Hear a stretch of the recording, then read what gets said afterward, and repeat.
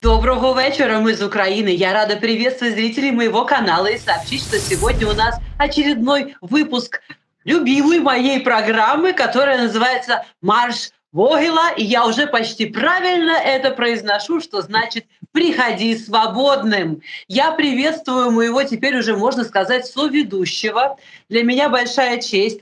Аслан Арцуев, председатель правозащитной организации Human Rights Center Ичкерия. И сегодня мы вместе, можно сказать, будем вести интервью или программу, будем задавать вопросы. И я считаю, что это большая честь не только для нас, для меня и для Аслана, но и для наших зрителей, потому что сейчас с нами вместе в программе Ахьят Идигов, председатель парламента Чеченской Республики Ичкерия при Джохаре Дудаеве. Я думаю, что украинцам будет приятно вспомнить, как говорил об Украине Джохар Дудаев, о том, что когда взойдет украинское солнце, вот тогда наступит настоящая победа. Сейчас Ахьят Идигов, сопредседатель президиума правительства Чеченской Республики Ичкерия за рубежом.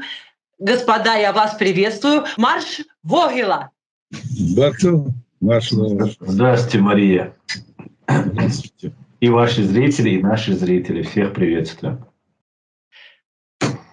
Очень приятно. И, наверное, я предоставлю вам возможность, Аслан, задать первые вопросы нашему уважаемому гостю, потому что вы просто гораздо дольше знакомы. И, наверное, знаете самые, что ни на есть сейчас, важнейшие вопросы для нашего эфира. Да, спасибо большое, Мария. Я вас тоже приветствую. Ахьят Идигов является представителем Чеченской Республики Ичкерия за рубежом, уполномоченный парламентом Чеченской Республики Ичкерия с 2003 года, единственным легитимной властью Чеченской Республики Ичкерия.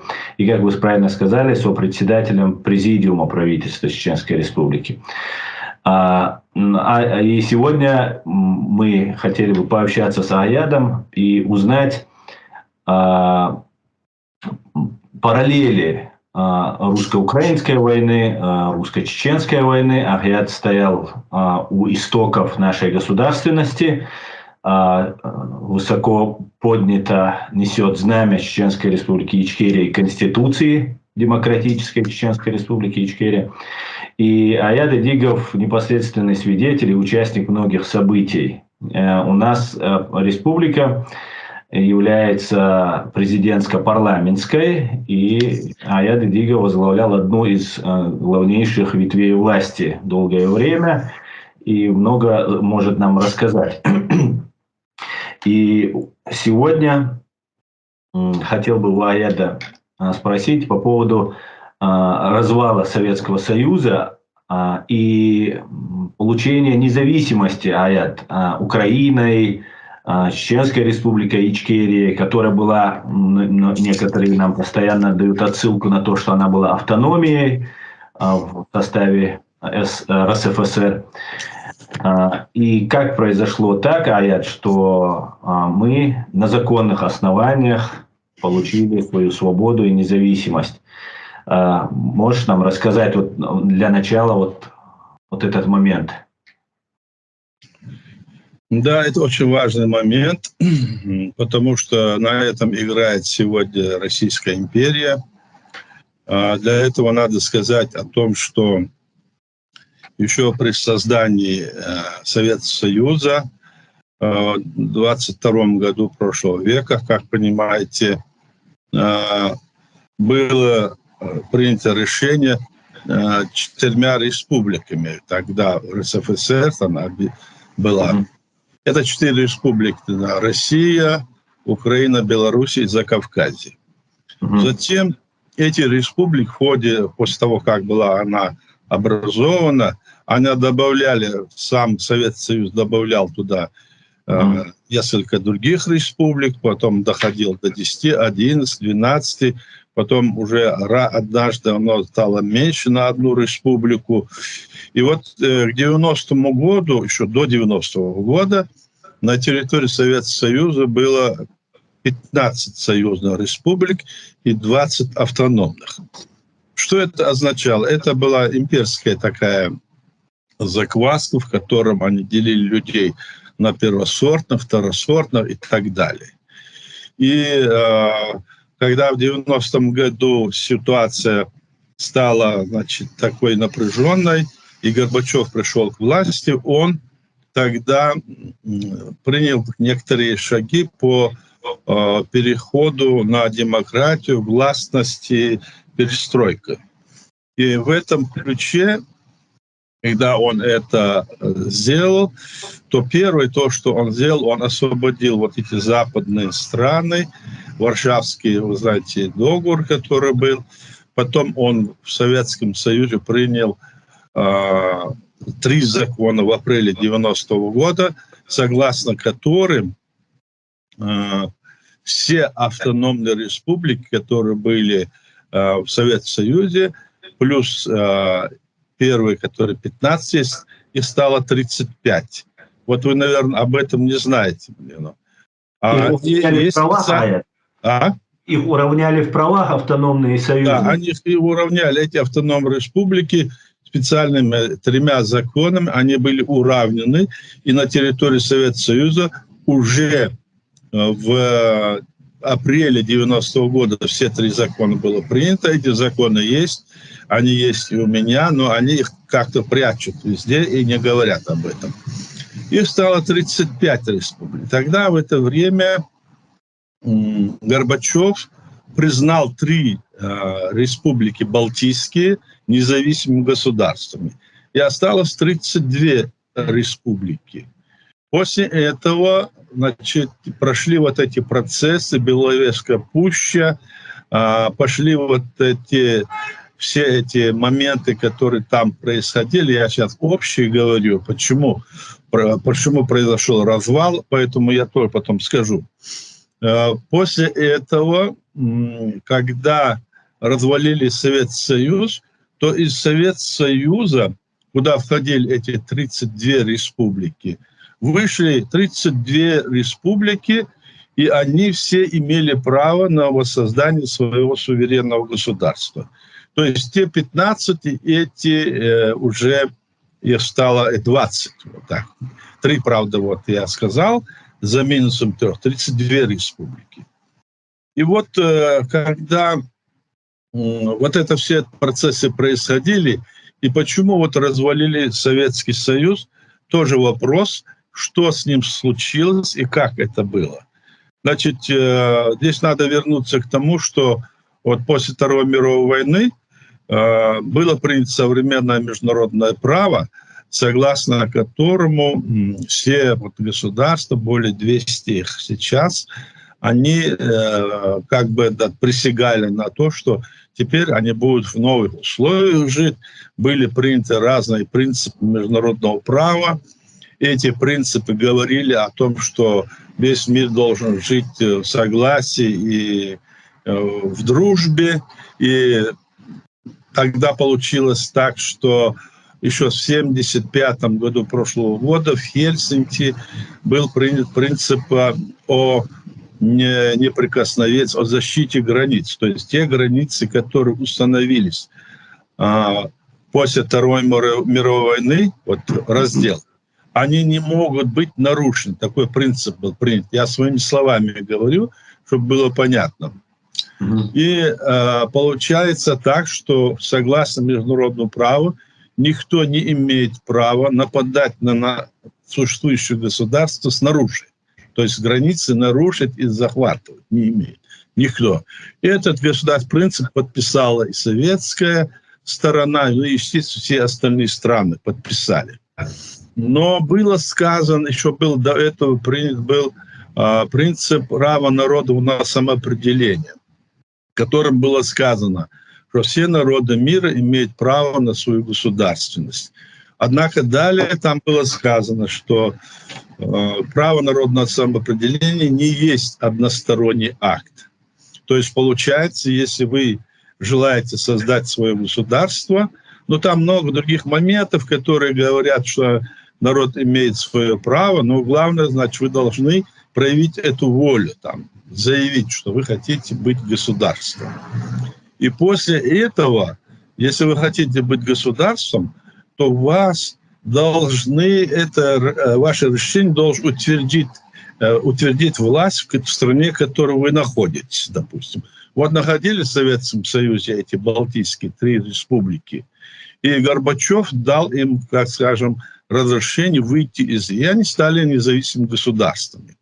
Вот так любая страна могла сама разрешить по международному праву, дать это право. Осталось 32.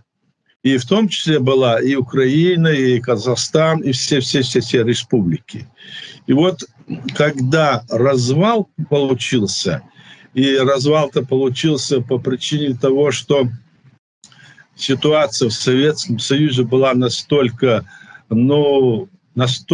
плачевной, что народ уже не знал, как жить в этом государстве, потому что не было продуктов питания, одежды. Все было настолько плохо, что в такой огромной стране с такими ресурсами люди чуть ли не голодали, стояли с чеками, как во время войны, за очередь за хлебом и другие продукты. Вот что получалось.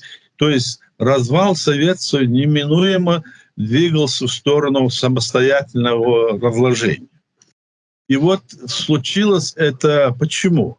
Потому что главное было в том, что после развала Советского Союза только стало это очевидно, когда Горбачев разрешил создавать разные кооперативы, разные самостоятельные хозяйства, частное производство было позволено действовать, и люди стали, зарабатывать, люди стали что-то делать, двигаться и зарабатывать как-то на хлеб, и в конкуренции, которая у них была, они делали какие-то продвижки, и надежда появилась.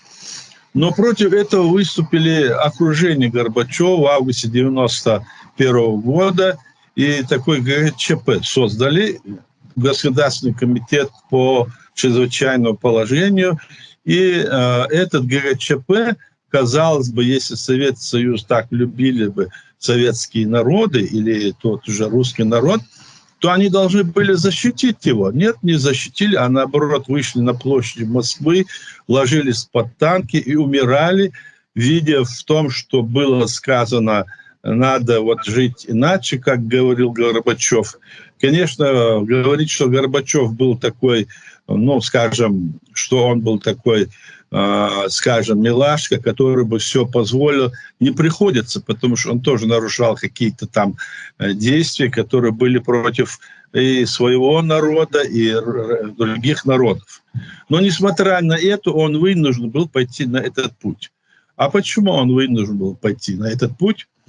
Потому что мы знаем с вами, что после развала Советского Союза там была принята, всеобщая декларация прав человека на основе свободы личности.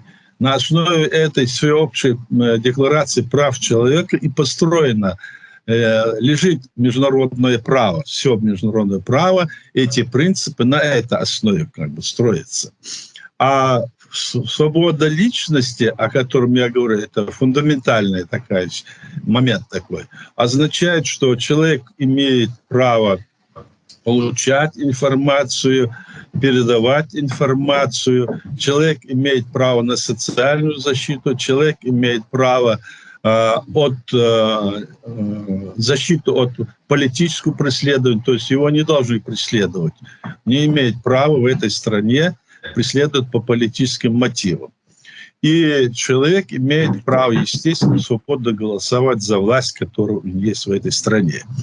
И социальная эта помощь, которая должна была быть дана человеку, это означало, что человек получает минимальную социальную помощь, жилье, и остальные эти признаки, которые я назвал, но это было записано тут и сейчас. То есть, если это есть, то тут и сейчас. И это было воспринято как условие, при которой люди будут свободно действовать и развивать свою, как говорится, социальную и политическую, и, внутреннюю экономическую структуру развивать. Но получилось так, что после 25 лет окончания войны западные все страны, которые перешли на эту линию, они получили возможность и создали самые передовые технологии, самые лучшие товары, и изобилие у них было, даже иногда не знали, куда девать, выбрасывали даже в океан, чтобы цены не поднимались, то есть не умещались. И вот такие вот вещи были. И когда в Советском Союзе и в других диктатурных государствах этого не было. Ну, вы знаете, диктатурные государства, какие можно назвать. И там было все время во главе этой диктатурных государств сидели эти диктаторы, и народ был всегда угнетен и не мог, и не имел права, грубо говоря, что-то свое делать. А после Второй мировой войны решили такому вот пункту прийти, потому что если так делать, то можно передать часть управления государством просто человеку, и тогда остальные там основные вот эти вот функции управления государством, самые большие государства оставляют за собой, а народ может активно участвовать в строительстве, развитии и в конкуренции и создавать вот такие условия. Вот в Советском Союзе диктаторского режима это было отвергнуто под признаком того, что вот мы, мол, это вначале сделаем социальную свободу, дадим жилье, одежду там и другое, а потом мы и за свободу личности. Это был обман, и он сегодня даже тоже существует. Вот такая была вот подоплека под то, что Советский Союз обладает такими колоссальными ресурсами, не в состоянии оказался в тот момент, когда избыток товаров или когда эти все, скажем, продукты или те ресурсы, которые вывозил Советский Союз за рубежи, цены упали. А раз они упали цены, то получилось, что уже Советский Союз не мог закупать эти все продукты, скажем, зерно они закупали, или другие вещи, которые вот продавались, все там покупалось, и вдруг остались на той плотине, в котором ты сам ничего не мог создавать. И люди не знали, что делать. Вот такое было состояние. Поэтому получился тот момент о том, что Советский Союз шел к развалу. То есть человек в этой стране работал на государство, а не государство работало на человека.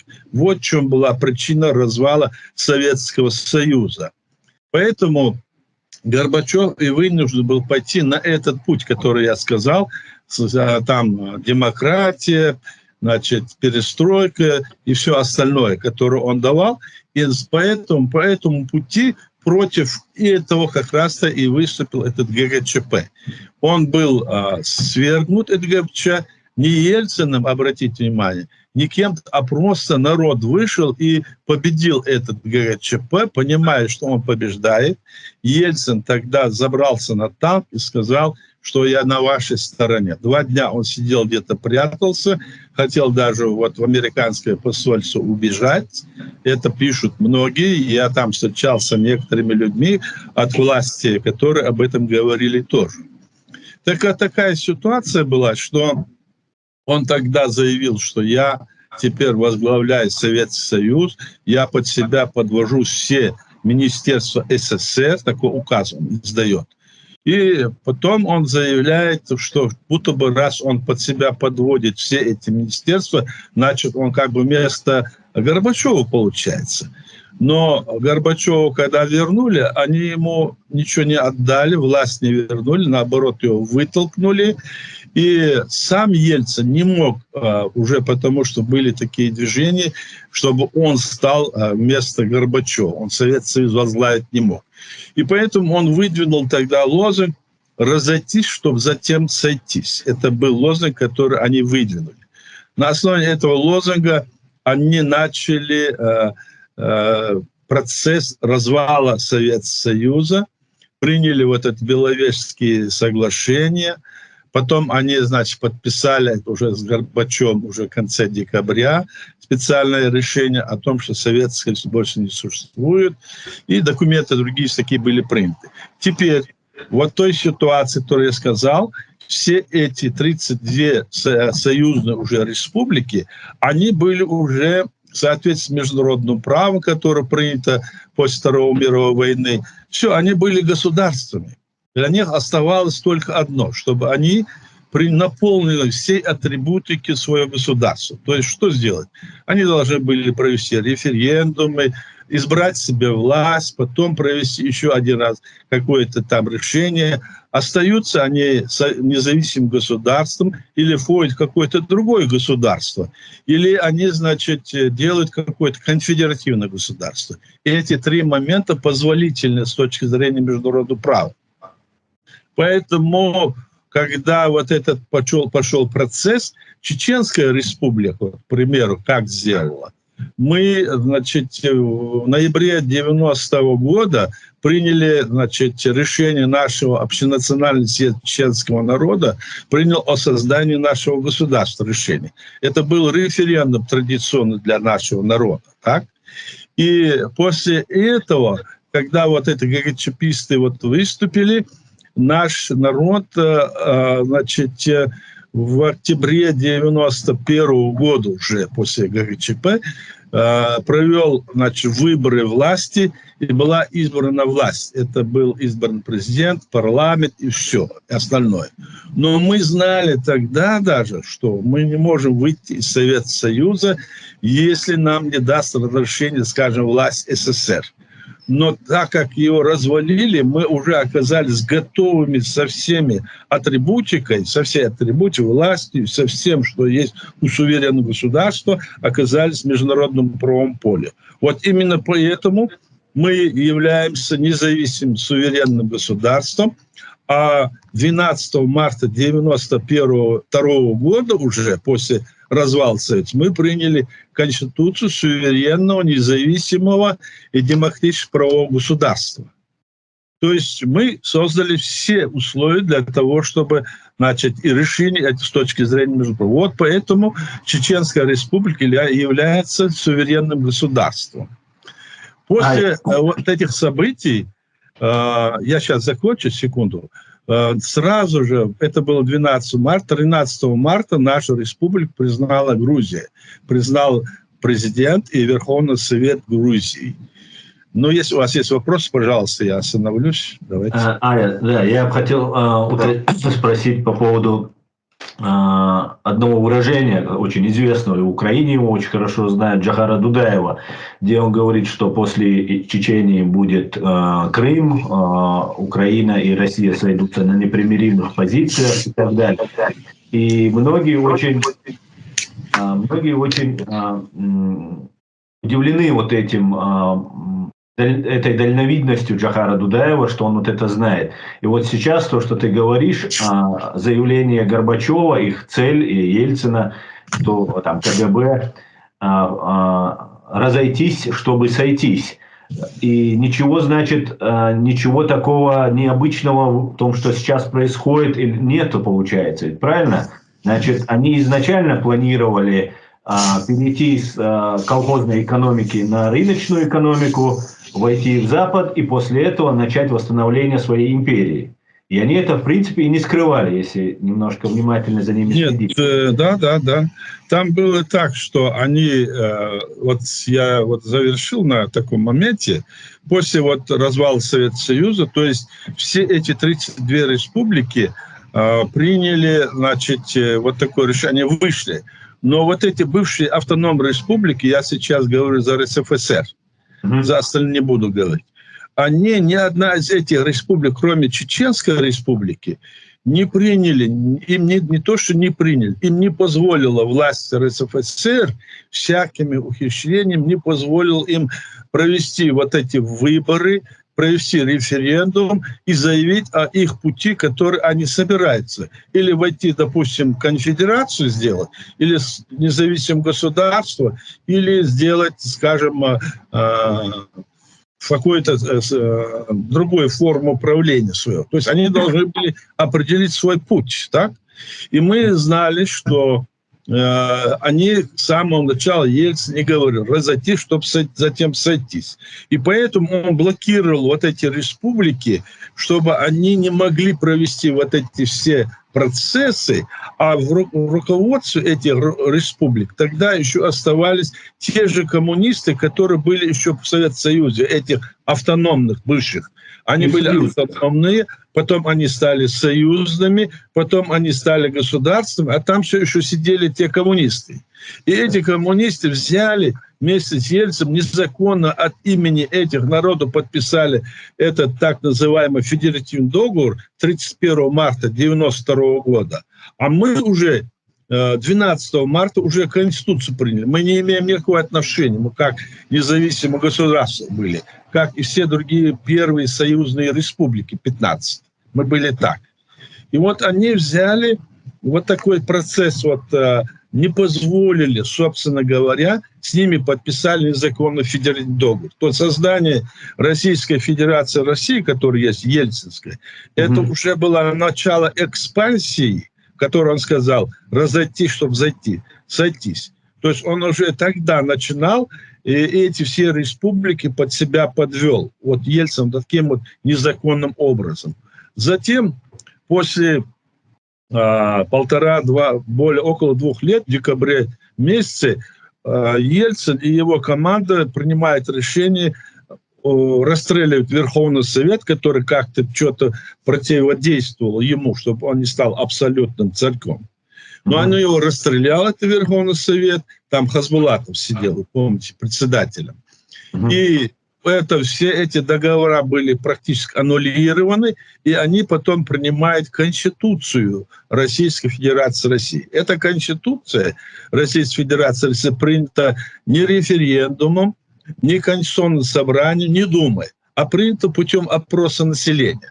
А потом путем опроса населения не считается законным, потому что не имеет юридической основы. И в эту Конституцию, которую он вписал вот эти все республики, Ельцин берет и вписывает Чеченскую республику, независимое государство, как часть России. И мы тогда вынуждены были нашу республику переименовать через месяц, в январе 1994 года, мы добавили к Чеченской республике Чеченская республика Ичкерия, чтобы оно было ясно, что мы не являемся частью России. И вот после этого считают Чеченскую республику как бы на бумаге своей частью. Они начали наведение конституционного порядка на территории, в Чечне, на территории России. Вот как сегодня они пошли вот в Украину, наведение там денацификации и другое, они пишут. И тогда тоже здесь они не могут, но там они как будто на своей территории. Остальной мир, который видел, что он на нас напал, этот советский, то есть РСФСР, я говорю не РСФСР, имею в виду Российскую Федерацию, он начал, значит, с первого дня против нас он провел 5 агрессий. Понимаете, 5 агрессий. В 91-м, 92-м, 94-м ноябре и 94-м в декабре, и потом в 99-м в июле месяце.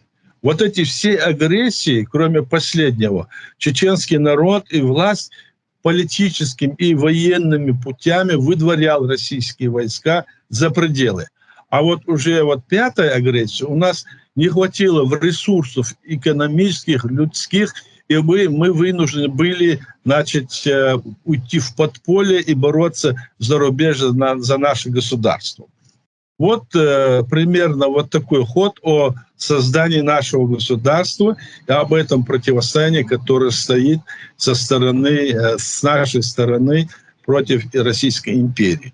Мы в зарубежье ведем свою работу, и, к сожалению, наряду с этим, что мы ведем работу, среди нас тоже нашлись такие люди, и есть такие люди на Западе, и в Украине, а там тоже бывает часто.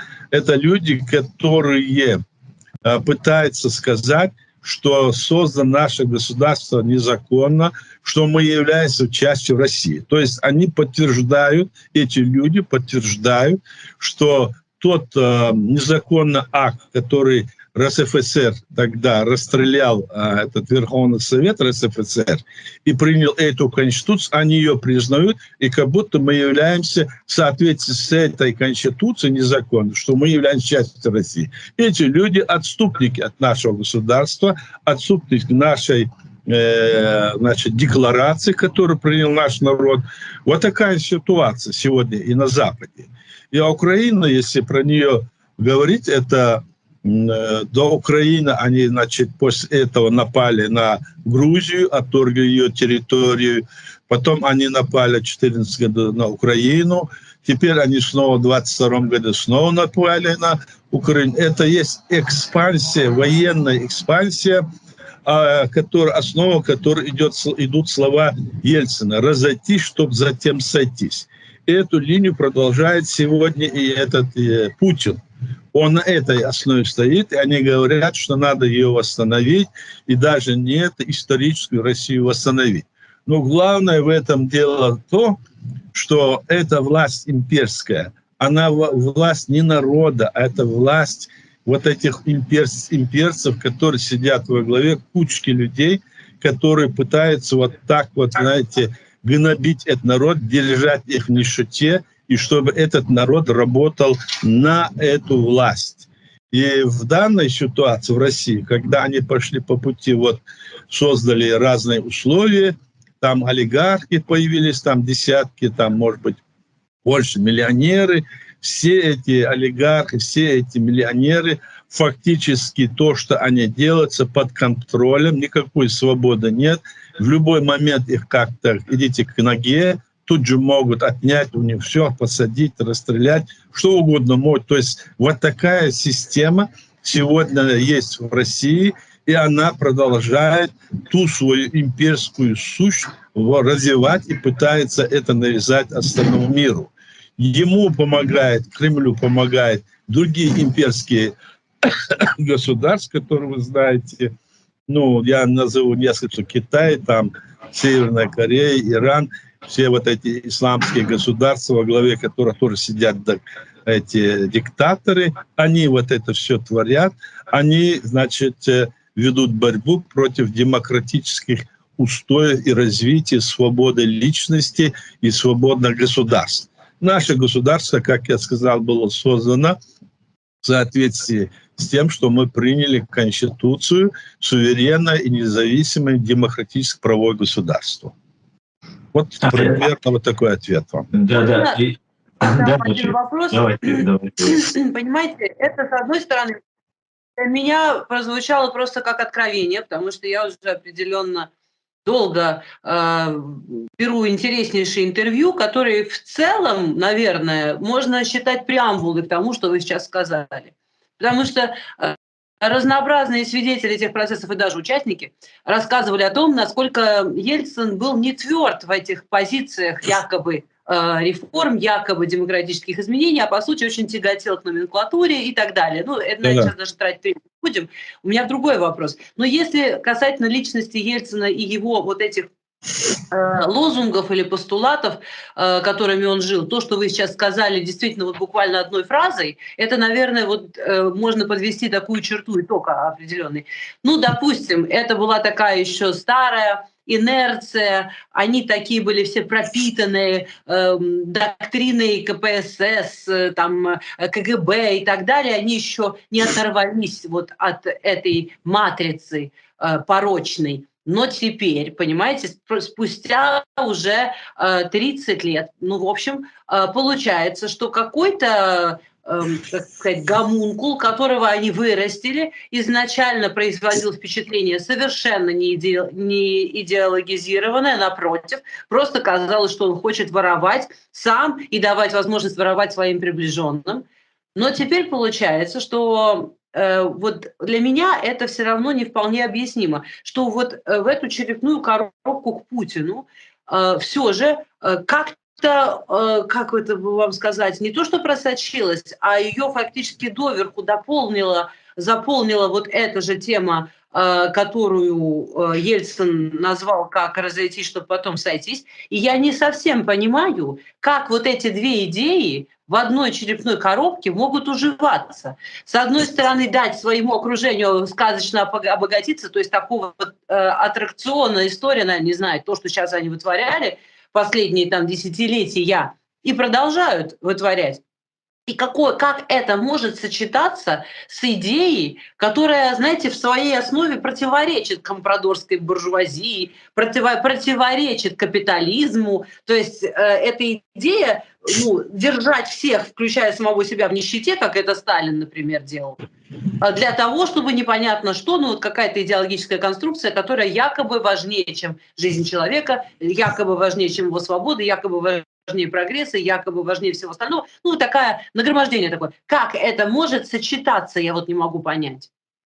Вопрос, мы должны задуматься о том, что если бы Советский Союз, скажем, по закону развалился бы, то эти люди, которые стояли во власти, они должны были ответить по суду. Они не хотят отвечать за все свои преступления, которые они совершили. Они должны были быть осуждены, и КГБ, и советская власть, должен был быть суд. Они понимали, что они могут быть наказаны и очень сурово, это раз. А во-вторых, они не верили в это, то, что мы говорим, что как на Западе, что это можно сделать, скажем, в Советском Союзе. Они не верили и не хотели этого делать. И хотели сохранить свои шкуры. В-третьих, они понимали, что если они дадут свободу, о котором я говорил, как на Западе, то народ их никогда не изберет во власть. Эти моменты им давали, посыл, что никак это нельзя делать, если ты не хочешь, чтобы тебя повесили, расстреляли твою семью. И они такими моментами они становились обладающими ядерным оружием, обладая такой территорией, они хотели продолжить свою жизнь и дальше жить таким образом, нисколько не заботясь ни о том же русском народе, ни о других народах тем более. Вот что это было. А для того, чтобы, как-то это можно было совместить них, дьявол хоть что может совместить. Он и так себя ведет хорошо, и плохо ведет, а в нем сидит это все. И Ельцин так себя вел. Представьте себе, что он делал у нас. Говорил, что это не наши самолеты, мы не бомбим их. А я в это время находился тогда в президентском дворце, когда нас 9-тонными бомбами бомбили. И Сергей Адамович Ковалев и его люди там были в этом подвале. У нас было человек 10, если не ошибаюсь. Потом мы отправили его специальным рейсом через Махачкалу, чтобы он встретился, Ковалев, с Ельцином, и сказал ему, что такая там ситуация. А он снова начал говорить то, что говорит. Мы хотели мира, и много раз и президент, и наш парламент готовились на мирное решение наших отношений, и никогда не хотя этот мир, я говорю, потому что у них был такой план. Эта военная экспансия запланирована по возврату этих территорий. И почему они за это бьются, и почему они дальше идут? Потому что они видят, народ видит, что нищенствует фактически по всей территории, за исключением какой-то там прослойки. И раз народ нищенствует, и если кто-то в этом виноват, то виноват это власть. А раз власть виновата, значит, ее надо громить, убирать. Для этого, чтобы этого не было, они ищут всегда виновников. Они нашли чеченцев виновников в нашу страну, потому что она якобы была самая такая слабая якобы. А получилось, что никакой слабости там не было. Духовное и моральное наше состояние было очень высоко.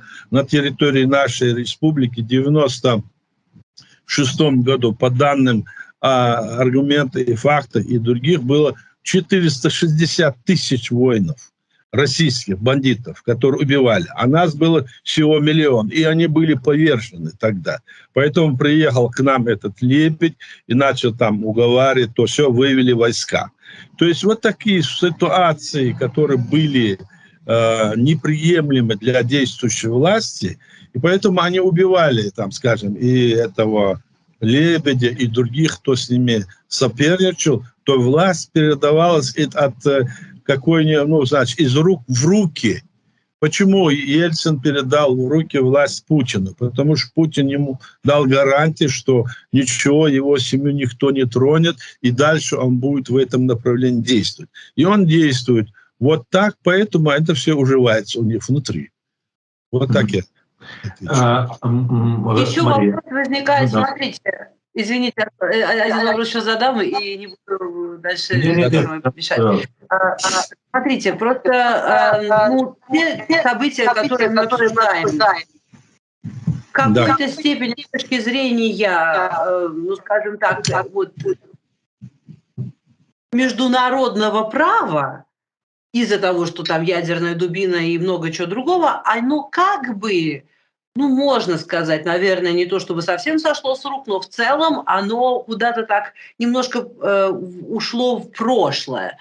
Как-то не вспоминают, редко, потому что новые преступления производят такое страшное впечатление, что как бы забывают уже о предыдущих. Ну, то есть так выходит. Да-да. У меня возникает вопрос. Они и так еле сбалансировали, получается, то есть после всего того, что они натворили в Чеченской Республике, потом Грузия, как вы правильно заметили, и много где они еще диффузно устраивали атаки, чтобы, так сказать, держать людей на всякий случай в страхе. Но теперь, когда они вообще вышли полностью из берегов, нарушили все международное право, и сейчас уже их порицают все. То есть у них уже не просто такое сложное, там, скользкое положение в международной политике, а оно прям совсем провальное в данный момент. То есть вот у меня возникает вопрос, зачем он двинулся еще? Неужели он не оценивал риски? Неужели настолько у него была неправильно сформирована точка зрения на события, которые последуют, что он в итоге сейчас загнал себя, в общем-то, почти в глухой угол? С моей точки зрения, может быть, я не права. Ну вот, смотрите, дело в том, что когда они пошли по этому пути и начали возрождаться, вот пример такой. Я был вот в Америке, там встречался разными их политиками, в Конгрессе, это в 2001 году еще было. И мы говорили о том, что вот так вот наших людей убивают, что нужно нам помочь. И там говорили, тут Бжезинский там был, помню, со мной еще была вот известная правозащитница Попко. И мы тогда, когда это говорили, там нам ответили, да вы не переживайте, Россия будет скоро полностью демократической, и все вопросы решатся. То есть Запад здесь вел такую, вот, знаете, с моей точки зрения, не совсем правильную политику. Они думали, что развалили Советский Союз, и он полностью там значит, превратится, там этот заявлял, что вот мы на демократической основе, там 500 дней мы пойдем, и все такое было бы. Если помните, это все было так. Они заявляли. И потом, когда нашу страну вот так вот били и столько людей убивали, и даже эти их президенты, это Клинтон, заявляли, давали деньги по 10 миллиардов, по 8, дальше говорили, значит, решите вопрос малой кровью. Понимаете, вот такие вещи. То есть здесь на Западе практически не знают нашу ситуацию внутреннюю и думают, что Россию можно сделать демократической. Нет, они это именно так воспринимали. Раз, с одной стороны. С другой стороны, здесь на Западе есть люди и политические движения, как вы знаете, как Ле Пен здесь, как вот в Голландии, в других, которые тоже имеют вот такие направления. Здесь же свобода в этом отношении. И они с ними сотрудничают, и вот это... И эти люди даже попадают во власть, высшую власть здесь. Вы понимаете, вот что происходит. И поэтому я думаю, что Россия находила себе, значит, друзей на Западе, которые имели той целью только одно: как можно больше себе там выгоды получить там. Ну, понимаете, о чем? Ресурсы и все такое. Ну, а то, что Россия встанет и вот так вот пойдет, и пойдет даже на Запад, будет вот такие претензии делать, они не имели. А она за это время столько нефти, газа, все, что оно было, продавала, и раз тебе стало такой вот в экономическом и в основном военном плане, они раскрутили вот эту вот маховик для того, чтобы, значит, снова возродиться. И уже он начал действовать в этом направлении. Путин не раз заявлял: а что вы хотите? Вот я считаю, что это ошибка, что развалили Советский Союз. Он много раз заявлял это. И потом он, когда нападал на нас, нам начали втирать вот эту идею, якобы мы хотим создать республику от моря до моря, исламскую и все такое. На самом деле этого не было. Это было все втерто и впрыснуто, как говорится, из России. Их бывшие коммунистические деятели и комсомольцы, они печатали в России и вагонами засылали нам исламскую литературу, блокировали нашу республику и не давали возможность действующей власти что-то иметь. А этим религиозникам давали возможность, давали им финансы, обеспечивали. И вот такое противоречие они и у нас внутри тоже устраивали.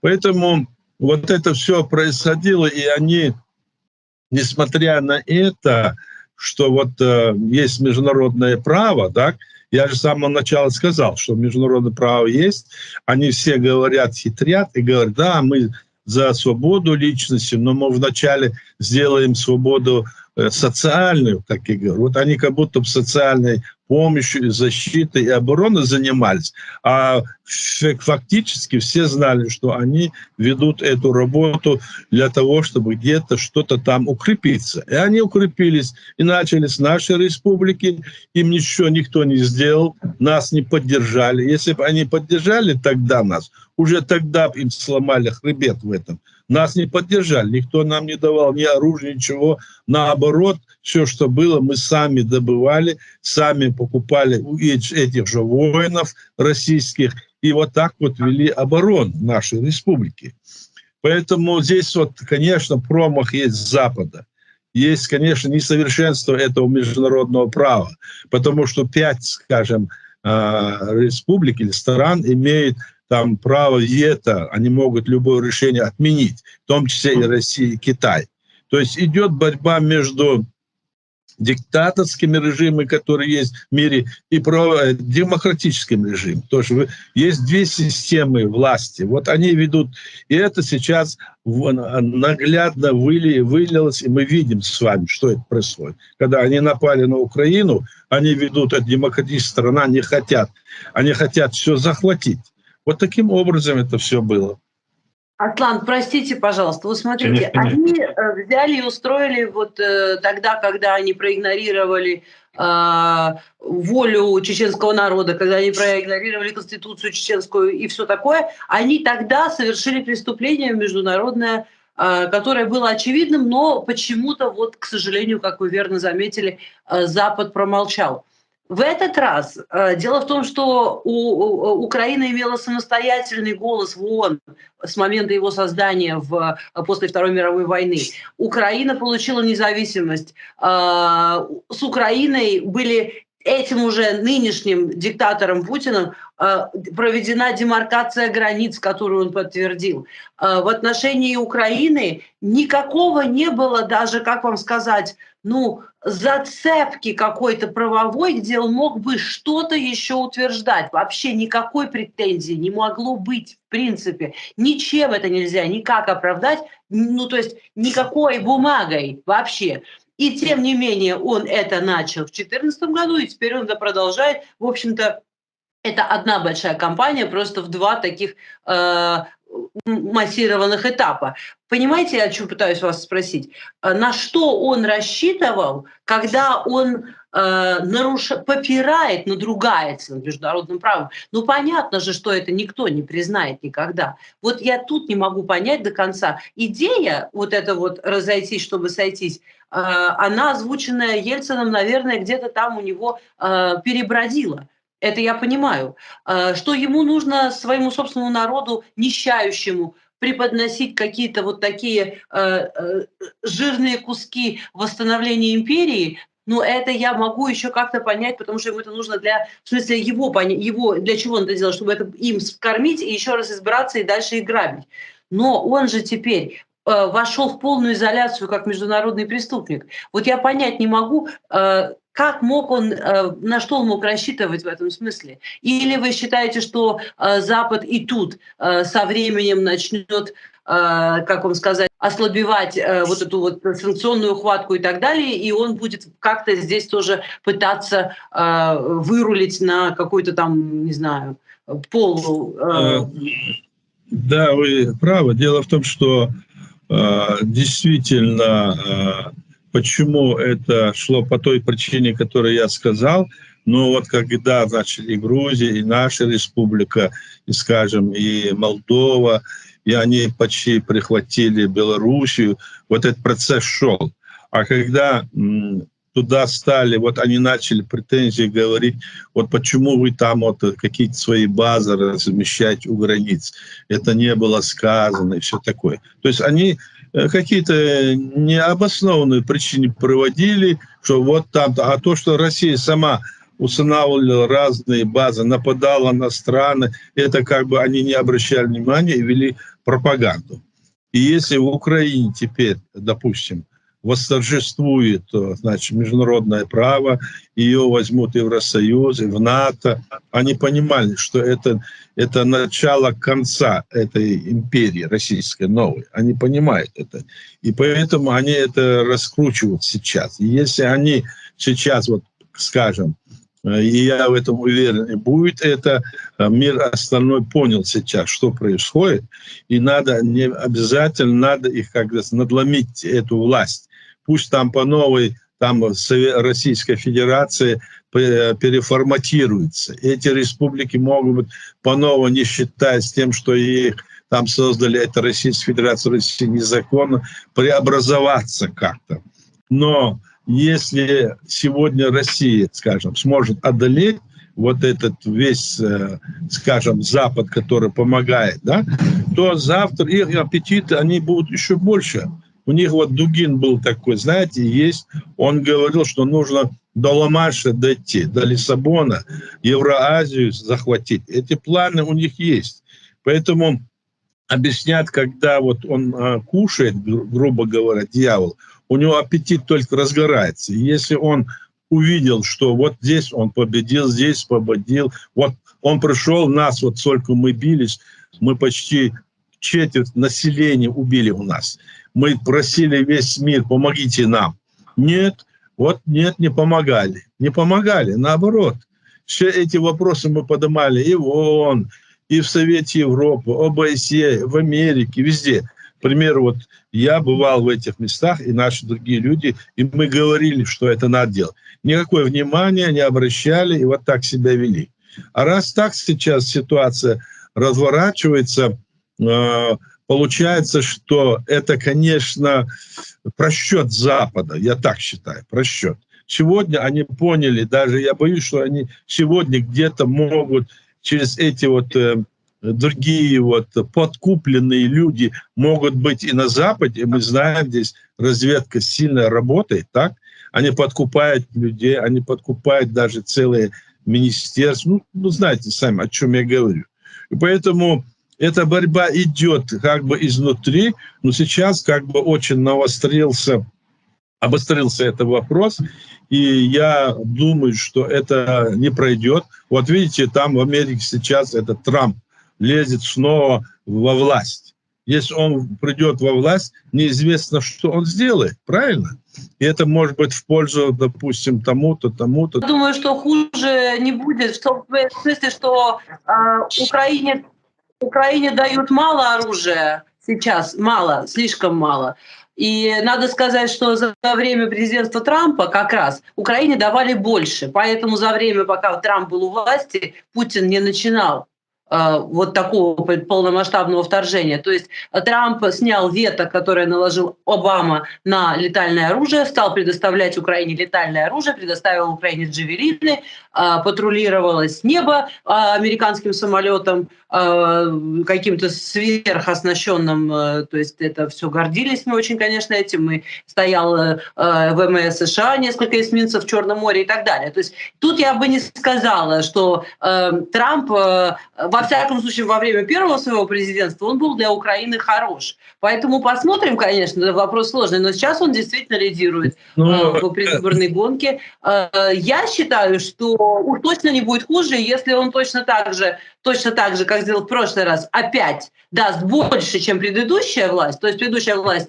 Обама, вето наложил, Конгресс сказал, дайте оружие летальной Украине, а Обама наложил вето. То есть, кто, значит, соответственно, действовал против Украины? Северные потоки сразу обременил санкциями именно Трамп. Пришел Байден, снял эти санкции северных потоков. То есть, если придет Трамп, я очень надеюсь, что он будет так же действовать, как в прошлый раз. То есть, сделает гораздо больше для Украины, чем его предшественник.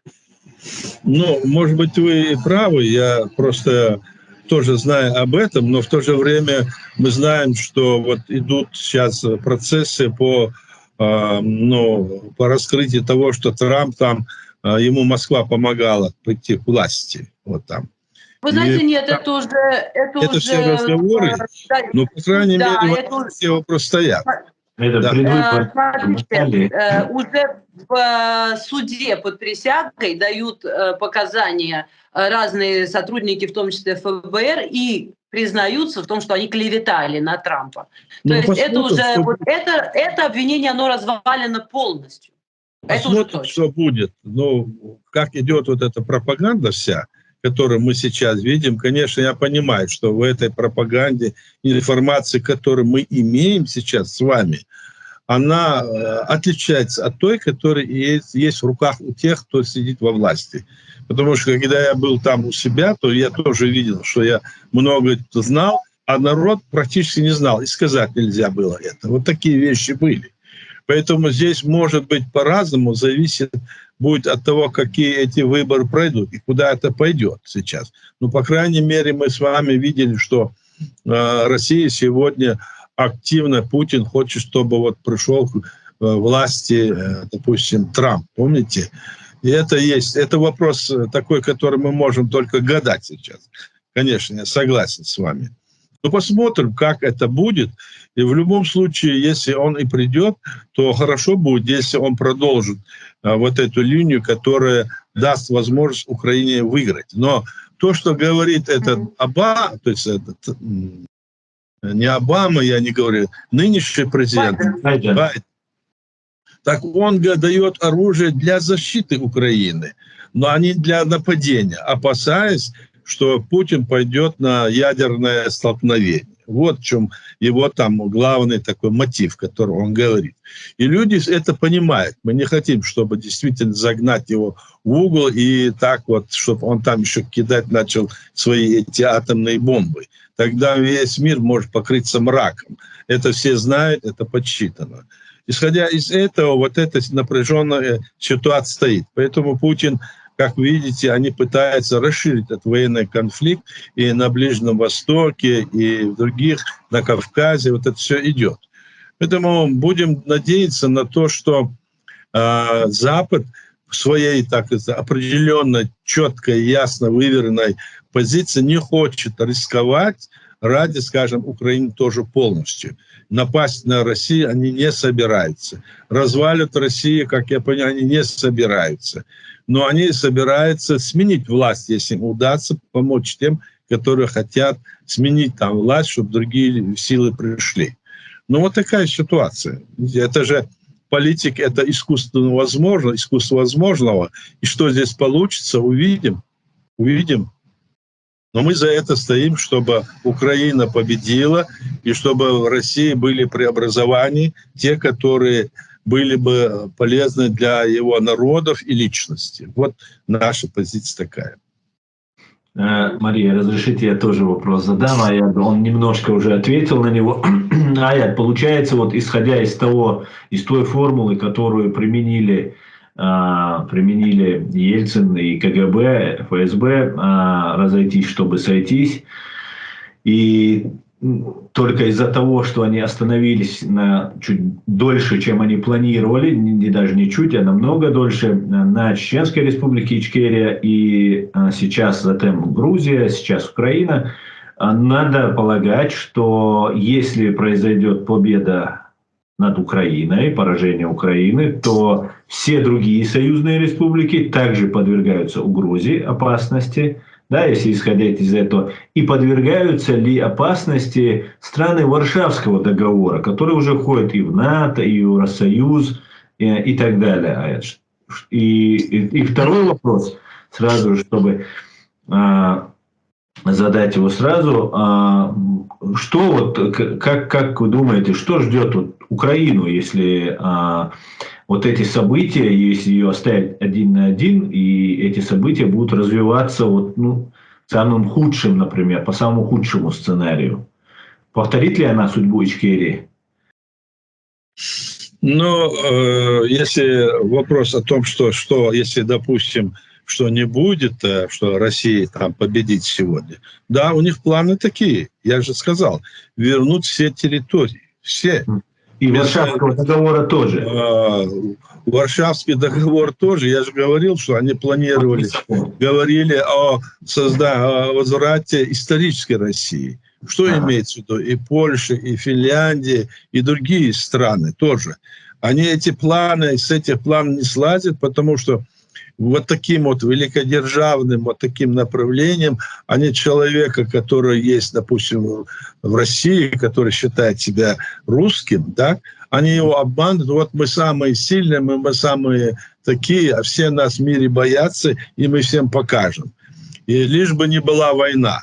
И на своей территории надо их гнобить иначе. Потому что именно ведя эту войну, власть Кремля переводит стрелки вины, которые на нем лежит, переводит на те другие соседние народы и на, скажем, другие страны, и на Запад. Вот эту политику они проводят, чтобы сохранить себя, чтобы они были все время у власти и могли эту власть из рук в руки передавать своим соратникам или своим, скажем, детям, как вы видите. Вот это все и происходит. Да. А если, вот как ты говоришь, это произойдет, во что это может, тогда можно только гадать, во что это произойдет. Они начнут там все перекраивать, как им захочется. Как и репрессии будут жить, правильно? Так, здесь угадать от них мысли, что у них в голове, не поймешь, что будет тогда. От этого, как говорится, удара, победы. Вот это не поймешь. Это нельзя допустить, это я просто понимаю. Это будет большой, значит, минус для системы Запада, демократической Запада. Это будет минус, что она не выдержала, она проиграла. Значит, нужна вот такая система. Они об этом и говорят. А это допустить Запад, в принципе, не может. Ну, я имею в виду Соединенные Штаты и другие западные страны. Но они, по-моему, до конца это не осознают. Осознают, но не в полной мере готовы за это бороться сегодня, как я вижу.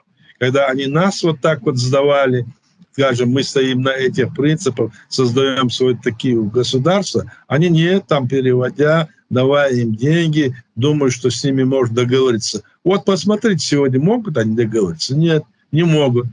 Они стоят на своих принципах, потому что понимают, что будет им, если они проиграют. Вот что есть. Барков.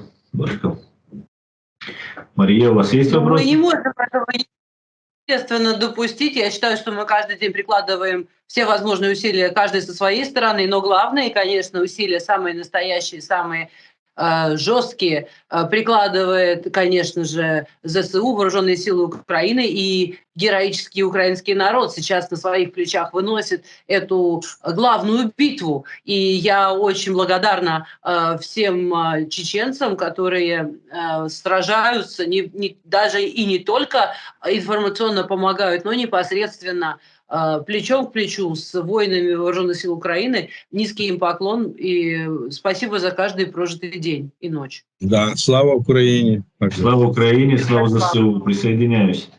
Да, это героическая, значит, война, в которой украинский народ обязательно победит, и мы в этом уверены. Мы единогласно на стороне этой победы, которую приобретет Украина. И после этого мы тоже, я надеюсь, обязательно возродим свое государство, которое было оккупировано, и восстановим легитимную власть там. Украина признала нашу республику, и мы надеемся, что она, вот сегодня власть, которая есть там, будет продолжить эти шаги по признанию нашей легитимной власти, президиум правительства, для того, чтобы развивать наши отношения. Это очень важно. Но сегодня есть там какие-то силы или какие-то условия, которые мешают этому продвижению.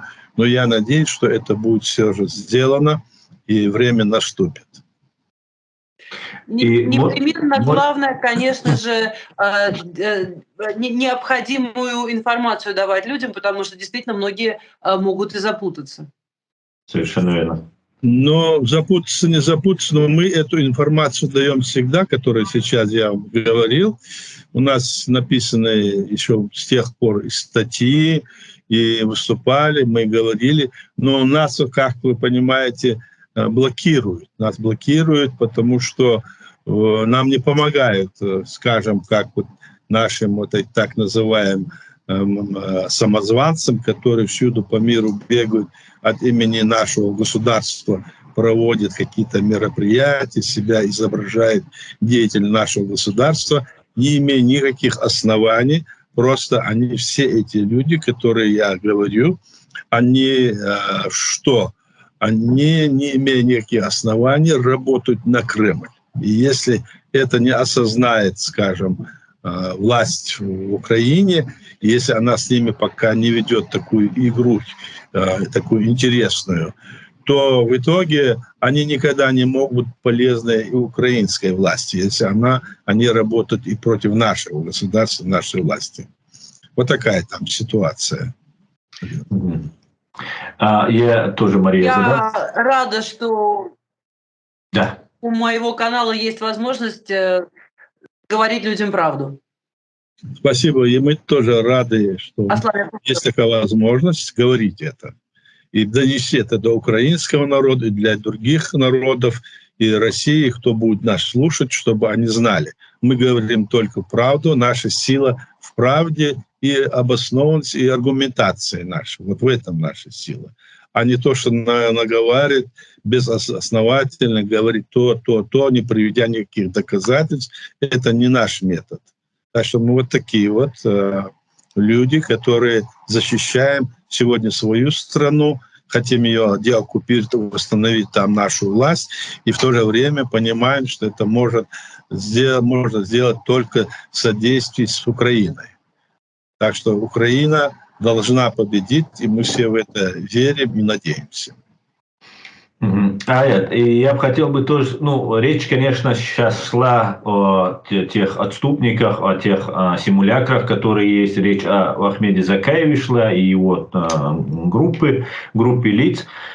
И если вот у вас, Аят, у президиума правительства, контакты в Украине, какая работа ведется, и что нужно для того, чтобы Ичкерия, наша Ичкерия, настоящая легитимная власть Ичкерии, была полностью услышана? Что для этого нужно? Чем мы могли бы, пользуясь случаем на канале Марии Максаковой, донести до украинцев и как-то повлиять сдвинуть с мертвой точки вот эту позицию, которую многие украинцы не понимают. Вот Мария, которая искренне хочет нам помочь, которая заинтересована разобраться в истине, и многие другие, они просто не знают. Я им пытаюсь тоже объяснить, как и вы, одно очень мало просто. Можешь на эту тему немножко нам рассказать? Что нужно? Во-первых, для того, чтобы мы проводили вот такую работу, как вот сейчас Мария, мы проводим, что информацию довести. Вначале, вы знаете, для любой операции, для любого дела информационная бывает работа, то есть разъяснить то, что происходит. нам не дают, в принципе, разъяснять нашу ситуацию, изображать из нас каких-то там головорезов, все, что негативно есть, вытаскивают, и даже на нас навешивают, здесь и на Западе, эти примеры мы знаем. В то же время они не контачат, скажем, многие с нами, или это очень мало вот это все делается. И почему? Потому что у нас пока нет той возможности, которая есть, скажем, у Кремля. А он на эти дела отпускает очень большие ресурсы, и их люди, которые здесь есть под предлогом того, что они власть нашего государства, они по всему миру как бы раскатывают и разговаривают там, и их воспринимают. Ведь они же не понимают, что на самом деле происходит. Они же не говорят, вот ты знаешь сам, Аслан, они же с нами не разговаривают, эти самозванцы. Они на наши вопросы, которые мы сейчас ставим, не отвечают совершенно. Да? Они не говорят, откуда вот они стали, скажем, властью. Потому что, вот, Мария, вы не знаете, наверное, они при действующем президенте и при действующем нашем правительстве заявили в 2007 году, что они являются властью. Представляете? Вот ни с того, при действующем президенте. Да, при действующем президенте. При живом действующем президенте. Вот эти люди. Потом, когда они начали говорить, что вот они там получили какие-то большие суммы, $500 миллионов от Кремля, и предали нашу родину, и потом начали, если они предали, то это плохо, а потом заявили, что они предали и издали незаконные какие-то документы, которые не имеют никакой силы, и потом начали их поддерживать и везде, по всей России, скажем, на всех их каналах, начали про них негативно якобы вот там самозваные, а начали их рекламировать. Мы тоже понимаем, что это такое. И эта работа сейчас продолжается. Нам приходится в этой ситуации, у нас что? Наше главное, это что мы имеем эти полномочия, мы имеем, так? Потому что мы люди, избранные нашим народом на последних выборах, и мы люди, которые являемся, которые назначены последним президентом до своего самоотстранения. И те, которые не предали нашу линию, и те, которые сегодня же продолжают на этой позиции стоять, о которой мы говорили. И что нужно? Нужно вот сейчас, я вот благодарен вам, Мария, что вы вот эту работу ведете. Она полезна не только нам, она полезна и украинцам, и русским в будущем. Это полезно и всем, нормально, положительно будет эффект, я думаю, когда мы будем говорить не только одна сторона, а будет и говорить вот другая сторона. Хотя мы не сторона, мы легитимная власть, они пытаются нас всячески вот так вот задавить и информационно заглушить. Это вот если бы, скажем, барьер нам удалось бы преодолеть, и в этом, если смысле нам помогала, скажем, какая-то страна или Запад, то это было явный признак того, что они на правильном пути. Вот я так думаю. И мы ту работу, которую вот сейчас мы с вами говорим, я говорю ее, она очень важна. Вначале нужно, чтобы нас признали, вот Украина признала, теперь нужно, чтобы признали другие государства, балтийские, Польша. А, кстати, мы туда к ним тоже обратились, направили им письма. И когда вот признавали нашу республику, мы, значит, писали письма, у нас там были и связи, и сейчас есть некоторые, но там идут какие-то вот непонятные движения внутри, которые вмешиваются в нашу, скажем, систему власти и пытаются нам что-то навязывать. Мы с этим не согласны, поэтому временно мы, хотя и имеем с ними контакт, но говорим, что нужно действовать в рамках тех правил, которые есть в нашей Конституции, и не отвергать то, что у нас есть, в пользу этих самозванцев, которым они сегодня контактируют. А это во вред нам всем вместе взятым. Мы поэтому с нашей линии не сходим и будем продолжать эту работу вести. Теперь у нас есть еще один такой сотоварищ, наш друг Мария. Это очень важно для нас. Спасибо, что вы есть и поддержите нас. Спасибо. И я думаю, что у нас все получится, иншаллах. Иншаллах. Получится все. Да, обязательно. Да. в дальнейшем мы будем сохранять наш график, я надеюсь, раз в неделю, и будем освещать события прошлых лет и, разумеется, самые актуальные. Спасибо вам большое. Марш Ойл! Да, Марш Ойл.